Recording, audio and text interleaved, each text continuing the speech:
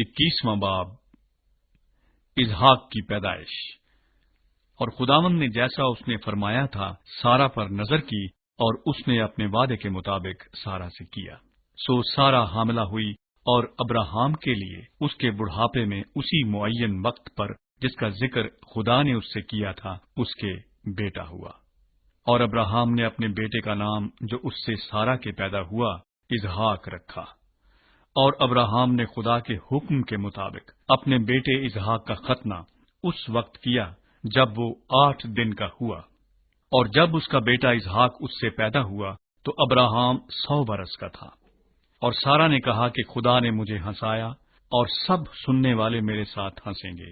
اور یہ بھی کہا کہ بھلا کوئی ابراہام سے کہہ سکتا تھا کہ سارا لڑکوں کو دودھ پلائے گی، کیونکہ اس سے اس کے بڑھاپے میں میرے ایک بیٹا ہوا۔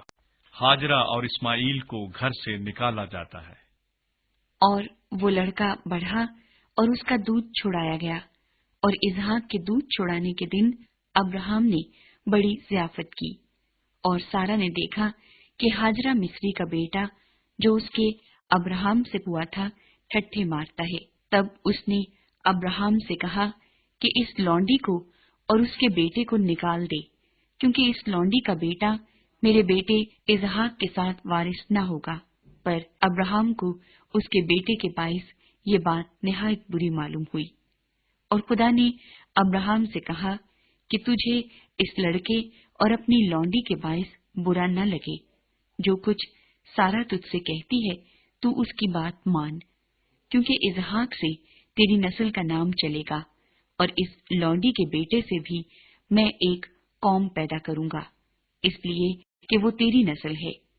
تب ابراہام نے صبح سویرے اٹھ کر روٹی اور پانی کی ایک مشک لی اور اسے ہاجرہ کو دیا، بلکہ اسے اس کے کندھے پر دھر دیا، اور لڑکے کو بھی اس کے حوالے کر کے اسے رخصت کر دیا۔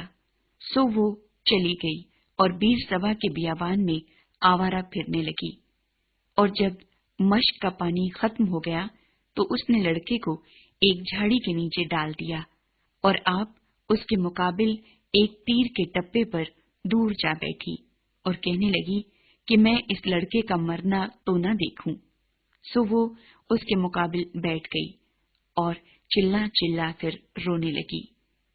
اور خدا نے اس لڑکے کی آواز سنی، اور خدا کے فرشتے نے آسمان سے ہاجرہ کو پکارا اور اس سے کہا، اے ہاجرہ، تجھ کو کیا ہوا؟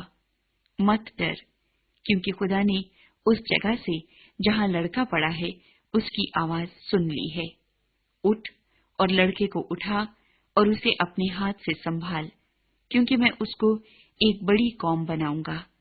پھر خدا نے اس کی آنکھیں کھولی اور اس نے پانی کا ایک کنواں دیکھا، اور جا کر مشک کو پانی سے بھر لیا اور لڑکے کو پلایا۔ اور خدا اس لڑکے کے ساتھ تھا، اور وہ بڑا ہوا اور بیابان میں رہنے لگا اور تیر انداز بنا، اور وہ فاران کے بیابان میں رہتا تھا، اور اس کی ماں نے ملک مصر سے اس کے لیے بیوی دی۔ ابراہام اور ابی ملک میں معاہدہ۔ پھر اس وقت یوں ہوا کہ ابی ملک اور اس کے لشکر کے سردار فیکل نے ابراہام سے کہا کہ ہر کام میں جو تو کرتا ہے خدا تیرے ساتھ ہے، اس لیے تو اب مجھ سے خدا کی قسم کھا کہ تو نہ مجھ سے، نہ میرے بیٹے سے، اور نہ میرے پوتے سے دغا کرے گا، بلکہ جو مہربانی میں نے تجھ پر کی ہے ویسی ہی تو بھی مجھ پر اور اس ملک پر جس میں تو نے قیام کیا ہے کرے گا۔ تب ابراہام نے کہا، میں قسم کھاؤں گا۔ اور ابراہام نے پانی کے کنویں کی وجہ سے جسے ابی ملک کے نوکروں نے زبردستی چھین لیا تھا ابی ملک کو جھڑکا۔ ابی ملک نے کہا، مجھے خبر نہیں کہ کس نے یہ کام کیا، اور تو نے بھی مجھے نہیں بتایا، اور نہ میں نے آج سے پہلے اس کی بابت کچھ سنا۔ پھر ابراہام نے بھیڑ بکریاں اور گائے بیل لے کر ابی ملک کو دیے، اور دونوں نے آپس میں عہد کیا۔ اور ابراہام نے بھیڑ کے 7 مادہ بچوں کو لے کر الگ رکھا، اور ابی ملک نے ابراہام سے کہا کہ بھیڑ کے ان 7 مادہ بچوں کو الگ رکھنے سے تیرا مطلب کیا ہے؟ اس نے کہا کہ بھیڑ کے ان 7 مادہ بچوں کو تو میرے ہاتھ سے لے، تاکہ وہ میرے گواہ ہوں کہ میں نے یہ کنواں کھودا۔